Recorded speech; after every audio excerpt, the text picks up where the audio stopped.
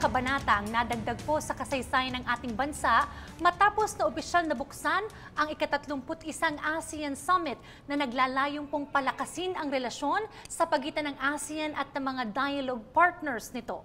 Sa pangunguna ni Pangulong Rodrigo Roa Duterte, mainit na pagtanggap ang sumalubong sa mga nasabing political leaders. Ngunit ano nga ba ang magiging implikasyon ng mga pagpupulong na ito sa rehiyon ng ASEAN? Magandang gabi Pilipinas. Ako po si Diane Querer, kasama si Jules Guiyang. At ito ang espesyal na presentasyon ng ASEAN Summit 2017. Magandang gabi, Jules. Good evening sa'yo. Siyempre, ngayon na nga ang makasaysayang pagtatapos ng 31st ASEAN Summit dito sa Pilipinas. Kahapon, nakasama nyo rin po kami dahil po sa ating special and live coverage po yan ng opening ceremonies. Ngayon po, ay aabangan po natin ang closing ceremonies naman po para sa 31st Association of Southeast Asian Nation o ASEAN Summit and related summits. Magaganap po yan maya-maya lamang sa PICC. At sa kasalukuyan naman ngayon ay nagaganap ang isang music festival sa May Ayala dyan po sa May Makati, kung saan nga po tumutugtog ang ibang mga tanyag na mga music bands at iba't ibang mga artists natin para sa libo-libong mga kababayan nating nanunood sa lungsod ng Makati. Bukod sa mga seryosong pinag-usapan sa mga pagpupulong, ito naman pong ASEAN Music Festival ay para dun sa mga tinatawag ba nating millennials. Yes, millennials. Kasi Dayan, syempre gusto natin bigyan din dito na itong ASEAN, kapag pinag-uusapan natin yung mga integration, hindi lamang to limitado sa economic aspect. Kasi syempre, yung cultural aspect nito, kailangan bigyan din natin ng diin. Kaya dyan pumapasok yung arts. Kaya kung maaalala mo kahapon, Dayan, no, yung pagbubukas ng ASEAN Summit, napakakulay. Sobrang gagaling ng mga singers at gaganda ng mga sayaw. Naipakita natin doon kung gaano kakulay at ka-vibrant yung kultura ng Pilipinas. At ikinatuwa naman po ito ng ating mga ASEAN leaders and leaders naman po mula po sa ating mga dialogue partners. Habang inaabangan po natin ang pagtatapos ng 31st ASEAN Summit and related summits, magandang balikan natin yung mga naging mga issue, mga naging kaganapan sa 31st ASEAN Summit and related summits. Umpisahan po natin doon sa opening ceremonies na ginanap po yan sa tanghalang ni Canor Abelardo sa Cultural Center of the Philippines. Yan. So, unang-unang pinag-usapan ng ating Pangulo sa kanyang opening speech, syempre nabanggit niya nga dito na terrorism has no boundaries. So, isa sa mga nabanggit niya ay ito po, nakikita natin sa screens natin na it may be clear to us that the only way to go on is cooperation. And so I would like to say that we should open our doors to everybody. So cooperation, Dayan, ito yung malaking buzzword dito sa ASEAN Summit. Siyempre, kooperasyon ng 10 ASEAN countries and of course, yung iba't ibang mga dialogue partners. And I think this is what integration is really all about. Yes. Nanais po ng mga member states ng ASEAN na yun nga yung ASEAN Vision 2025, na layunin po natin na mas maging politically cohesive, mas maging socially responsible po ang ASEAN community. Kasi po noong 2015, yan po yung opisyal na simula ng integration. Doon yung formal tinatag yung ASEAN community na naglalayong pong ma-attain years from now yung ASEAN Vision 2025 na tinalakay po yan ng mga leaders doon sa plenary. So pasok dito, Dayan, yung usapin ng politically cohesive, economically integrated at socially responsible. So pasok po ito doon sa 3 pillars ng ASEAN. Kasi mahalagang pag-usapan natin na kasi taon-taon, Dayan, 2 summits na nagaganap sa iba't ibang bansa dito sa ASEAN region. At itong 3 aspeto, yung 3 pillars ng ASEAN,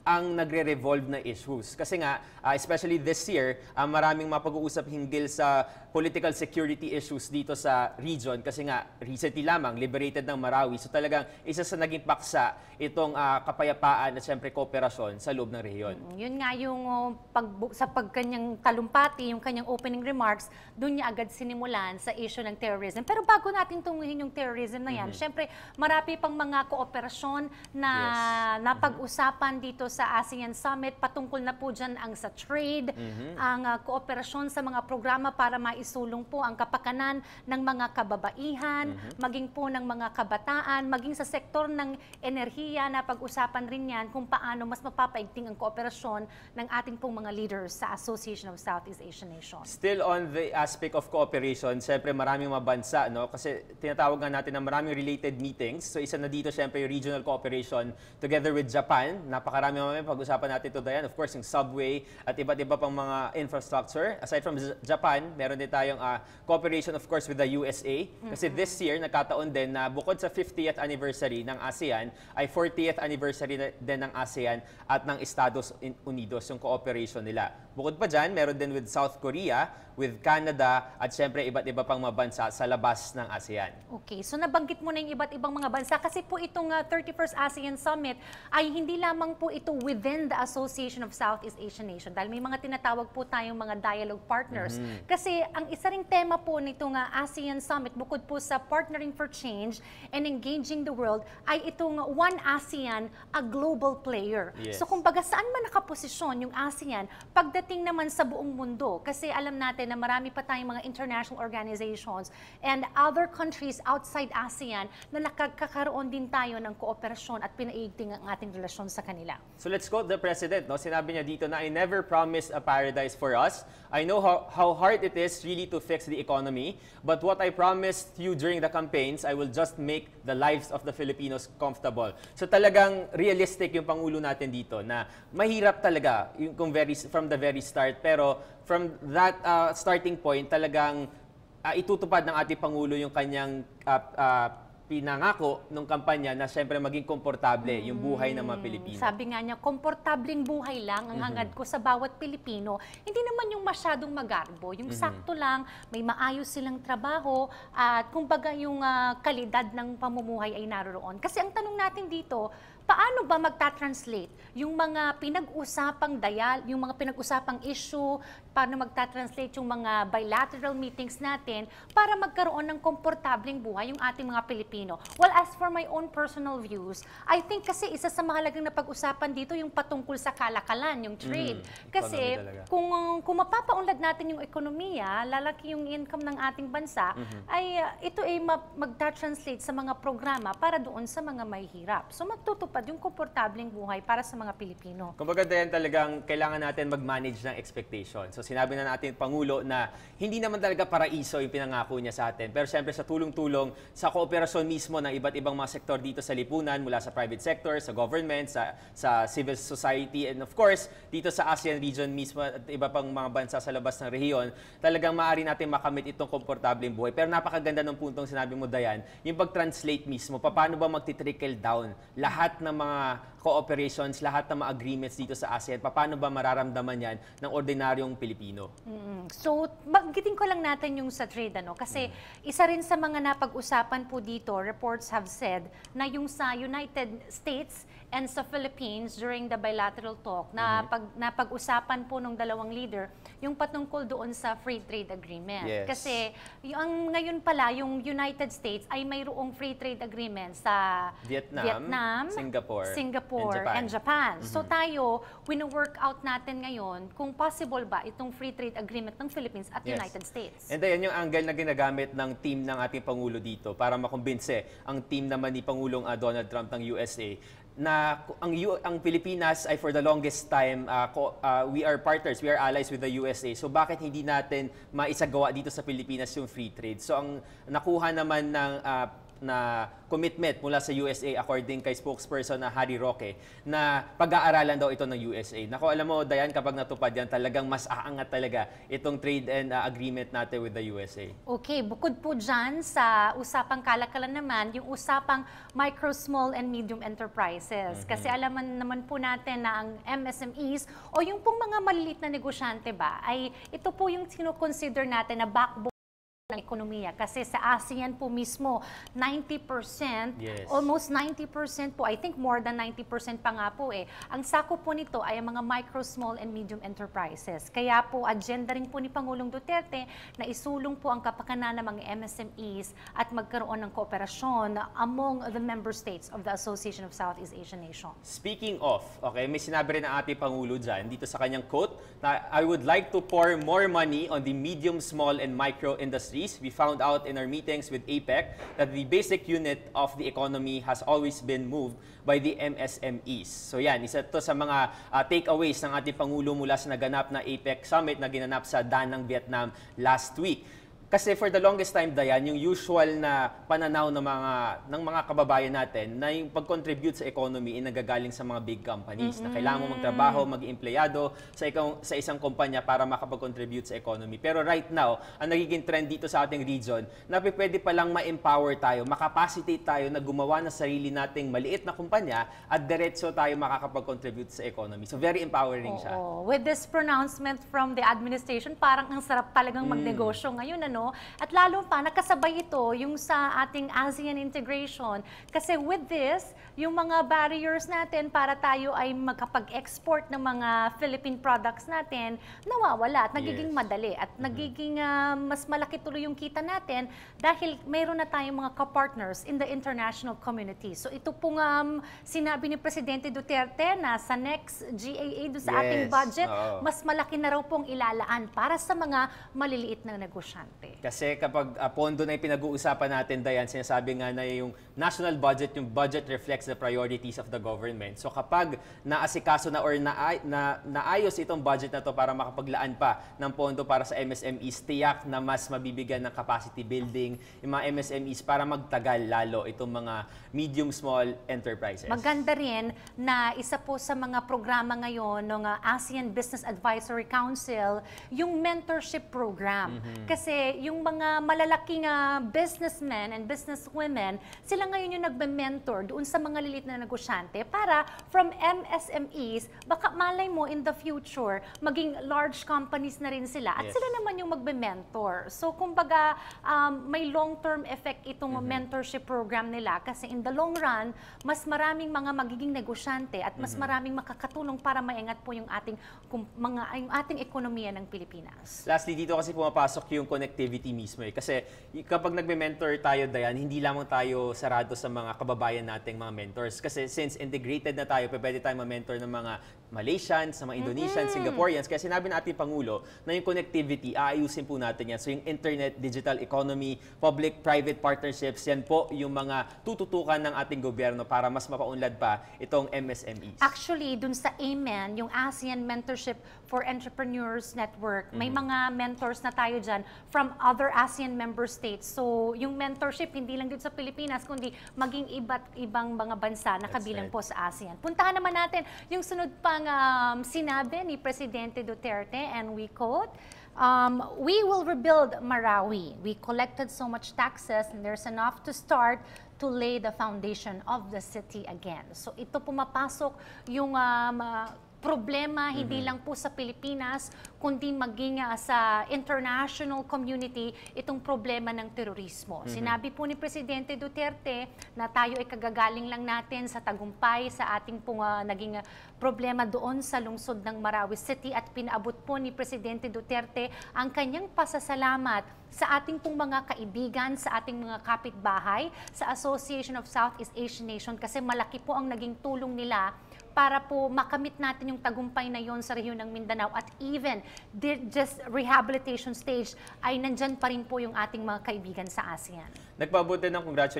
congratulatory messages yung iba't ibang mabansa syempre sa pangunguna na rin ng United States of America kasi syempre sa pangunguna ng liderato ni Pangulong Rodrigo Duterte na-liberate nga recently ang lungsod ng Marawi City kaya naman ito na yung magiging focus talaga ng bansa natin para sa rehabilitation process ngayon marami ng mga bansa at mga iba't ibang sektor yung nagpapaabot ng tulong para sama-sama nating matugunan yung pagbangon muli ng Marawi. And during this 31st ASEAN Summit and related summits, maraming beses pong nabanggit ni Presidente Duterte bilang chairman ng ASEAN na ito pong terrorism is not just a local problem but it has no borders and cooperation among different countries, among the different leaders. That's a must po yan para magtulong-tulungan po tayong masugpo itong terrorism and violent extremism.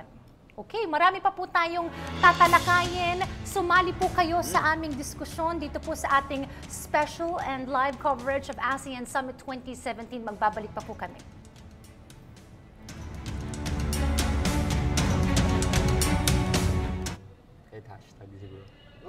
Standby. Alright, ipinagpapatuloy po natin ang ating special and live coverage patungkol pa rin po sa ASEAN Summit 2017. Former President Gloria Macapagal Arroyo, Senate President Aquilino Pimentel, and the other members of the Senate present, honorable members of the Diplomatic Corps, Foreign Affairs Secretary Alan Peter Cayetano and his lady, uh, Executive Secretary and Asian National Organizing Committee Chairperson Salvador Medaldia, fantastic, and the other members of the Cabinet. Members of the House of Representatives, distinguished guests, ladies and gentlemen. We have come to the conclusion of our series of meetings during the past 2 days. It was an honor having fruitful and productive exchanges with you on these issues of regional and global importance, which we hope to translate into concrete actions that would benefit the peoples of our region. We have adopted and noted a number of declaration statements and action plans across the 3 pillars of ASEAN community and on ASEAN's relations with the dialogue partners, which reflect our desire for greater cooperation in addressing a multitude of concerns facing the region and our people. We have finally completed, signed moments ago, the ASEAN Consensus on the Protection and Promotion of the Rights of Migrant Workers. This historic governmental document is our promise to our people to strengthen social protection, access to justice, humane and fair treatment, and the access of health services, among others. As the Philippines' chairmanship of ASEAN grows to a close, I reiterate my commitment that my country, as ASEAN chair, will remain steadfast in upholding the ideals and values we hold dear and in working for the realization of shared aspirations. We remain committed to building a strong and resilient Asian community. Over the next 50 years will require deeper efforts of the next 3 C's: community, centrality, and connectivity, if we are to realize our Asian vision by the year 2025. Our chairmanship was an auspicious one for ASEAN, as we also mark the 50th anniversary of its founding. We thank the ASEAN member states, our dialogue partners, plus various stakeholders in our societies and international community in general in celebrating with us what has become one of the most successful regional organizations in the world. It has been an utmost pleasure and honor for the Philippines to have hosted you and your delegation throughout the year in various meetings, activities, and events. We hope that you have taken with you the warmth of Filipino hospitality and the genuine care and affection that we give to our guests. Following the Philippines chairmanship of ASEAN this year, we are now eager to host the 51st ASEAN Development Bank annual meeting in May of 2018, which we hope will allow us to enhance economic linkages in the region and beyond. We thank all of you for your unwavering support and cooperation in making our chairmanship of ASEAN and in the celebration of the ASEAN's business 50 years a success. In 2018, Singapore assumes the mantle of ASEAN chair. The Philippines will be there with you and will be working with you, with other ASEAN member states, dialogue partners, and external parties in moving ASEAN community towards building forward. Having said that, Your Excellency, Prime Minister Lee Hsien Loong, I have the honor on this auspicious occasion to hand over final.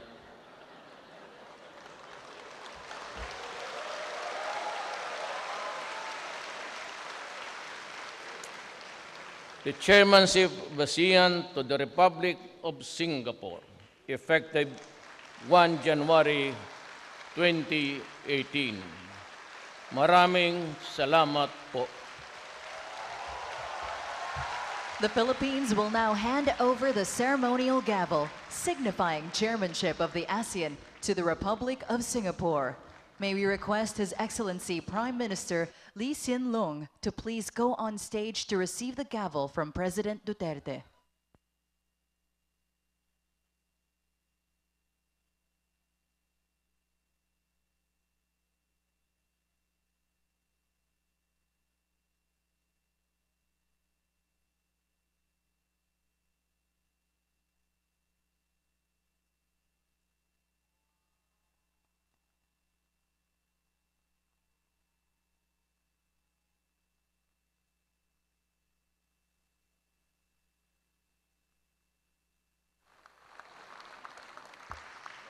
His Excellency Lee Hsien Loong, Prime Minister, Republic of Singapore, with his acceptance message. Okay.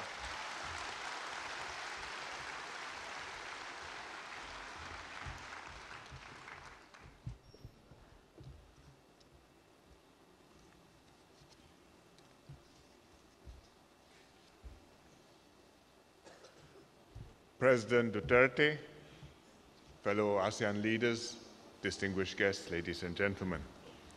May I congratulate President Rodrigo Duterte on the Philippines' successful chairmanship of ASEAN.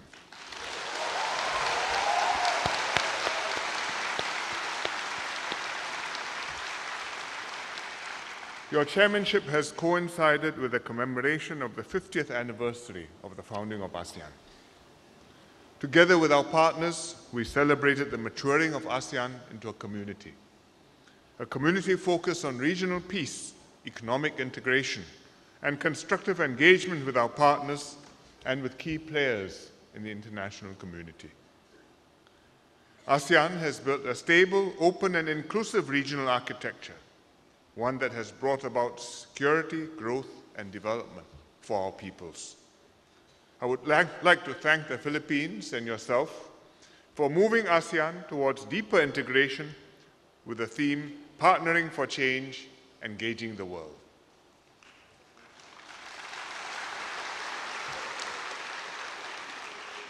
I'd also like to thank Philippines also for its chairmanship achievements under each of the 3 ASEAN pillars, including the finalization of a framework for the Code of Conduct of parties in the South China Sea.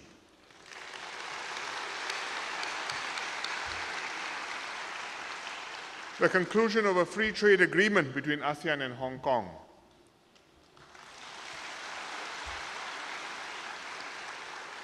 And the adoption of an ASEAN consensus on the protection and promotion of the rights of migrant workers.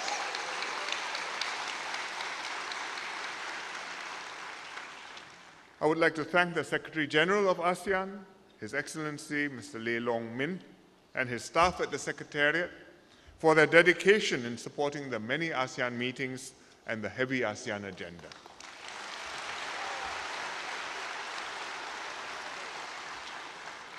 I welcome the incoming Secretary General, His Excellency Mr. Lim Jock Hoi.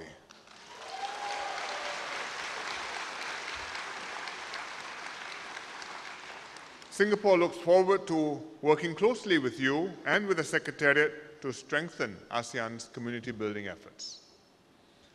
As the incoming chair of ASEAN, Singapore hopes to build upon the good work done by past chairs and continue our integration journey to foster a close-knit community that our citizens can benefit from. We live in a rapidly changing world. To keep ASEAN a central and dynamic driving force that can deal with the challenges and opportunities, Singapore's chairmanship focuses on the themes of resilience and innovation. In order to promote and uphold a rules-based regional order so that we can better deal with emerging security challenges such as cybersecurity, transnational crime, and terrorism. With innovation, we can press on with regional economic integration and enhance regional connectivity so that ASEAN can remain competitive and prosperous, and we can find new ways to manage and harness digital technologies and equip our citizens with skills and capabilities, and keep ASEAN a vibrant and dynamic place for our peoples to live, work, and play. We will also continue to build relations with our external partners. In the coming year, ASEAN will hold special summits in Australia and India. It will celebrate the 45th anniversary of ASEAN-Japan relations and the 25th anniversary of the ASEAN Regional Forum. As country coordinator for ASEAN-China dialogue relations, Singapore will continue to promote closer ASEAN-China cooperation, including initiatives to commemorate the 15th anniversary of the ASEAN-China Strategic Partnership. Building on the work of past chairs, Singapore will continue to enhance cooperation at ASEAN-led fora, including the ASEAN Plus One, the ASEAN Plus Three, the ASEAN Regional Forum, the ASEAN Defence Ministers Meeting Plus, and the East Asia Summit. Singapore is honored to accept the gavel and the chairmanship of ASEAN from our excellent host, the Philippines.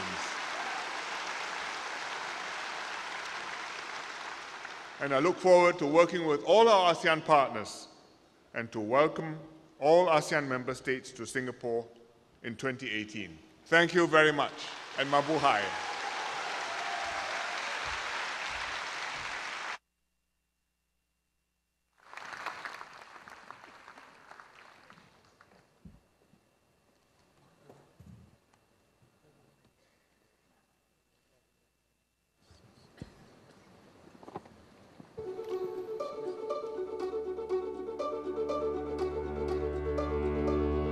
ASEAN has come a long way.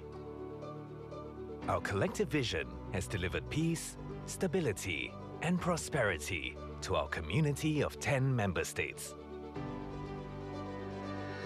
Looking ahead, we will strengthen regional resilience and support one another in times of need.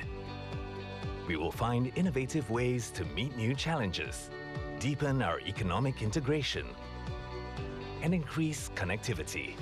We will enhance our human capital, nurture and invest in our youth.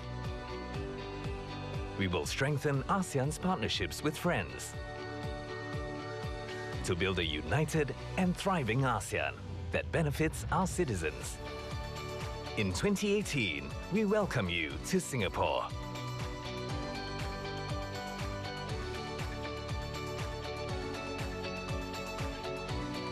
Together, we will seize new opportunities. Together, we will improve the lives of our peoples. Together, we will build a stronger ASEAN for the future. ASEAN 2018, a resilient and innovative community.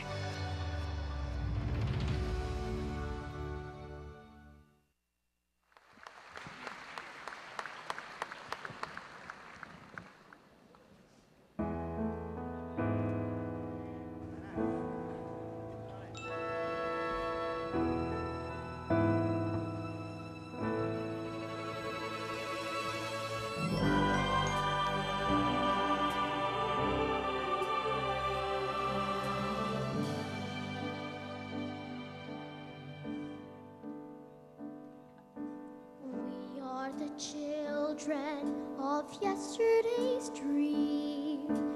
We are the promise of the future we bring, waving the banner of love to all, to every nation, the rich and the poor.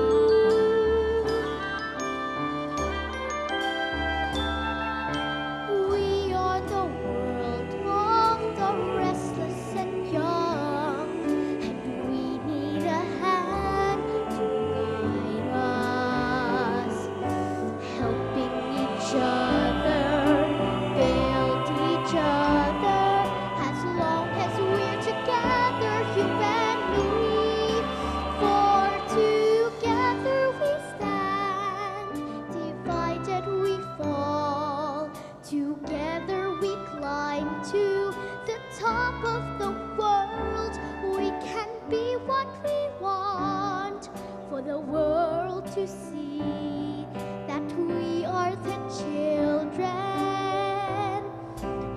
yesterday's dream.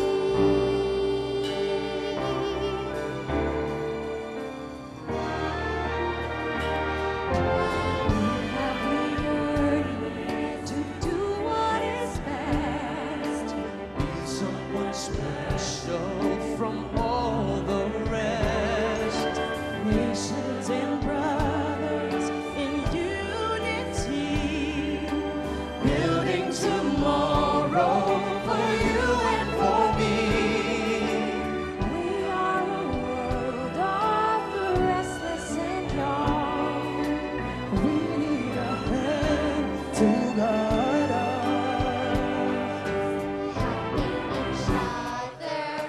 Build each other as long as we're together, you and me.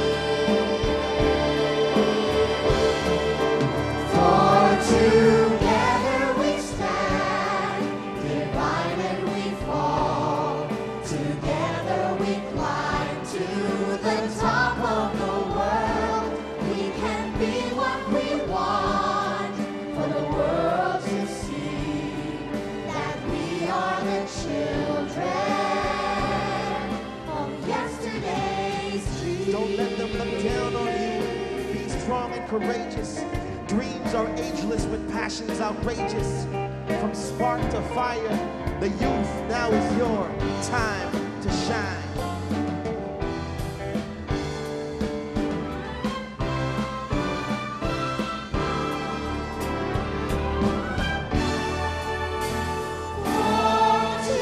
Together we stand, divided we fall. Together we climb to the top of the world. We can be what we want for the world to see. That we are the children. We are the children of yesterday's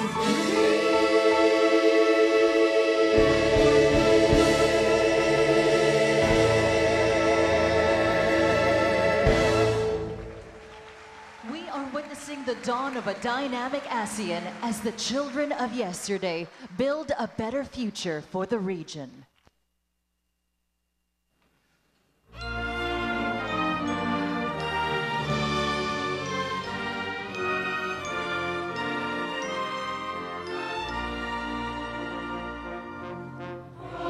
ASEAN, oh ASEAN, our voices rise as one. From land to land, from sea to sea, reach out to everyone. ASEAN, oh ASEAN, let's link our arms and stand. Behold, the sun has risen to the level of our eyes. Behold, the sun has risen to the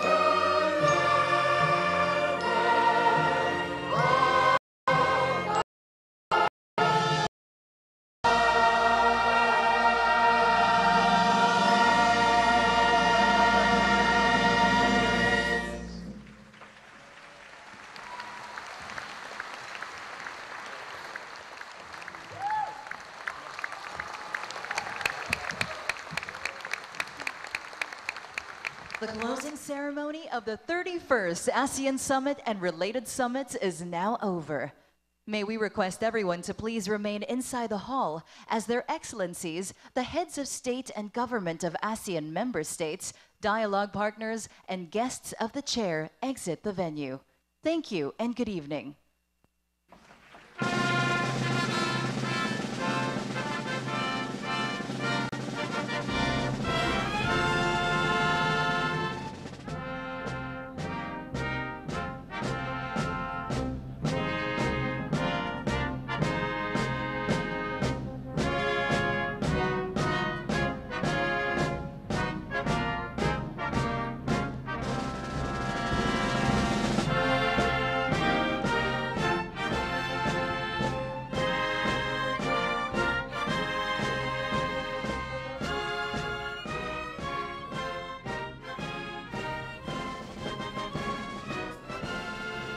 Kasalukuyan na po natin na kikita ngayon ang pagwawakas ng 31st ASEAN Summit. Dito po yan sa may PICC sa Metro Manila. At nakikita na po natin ang paglabas ng ating mga panauhin mula sa plenary hall. Banggitin lang natin ilan sa mga magagandang puntong ibinahagi ni Presidente Rodrigo Duterte sa kanya pong talumpati bilang chairman ng Association of Southeast Asian Nations ngayong pong taon.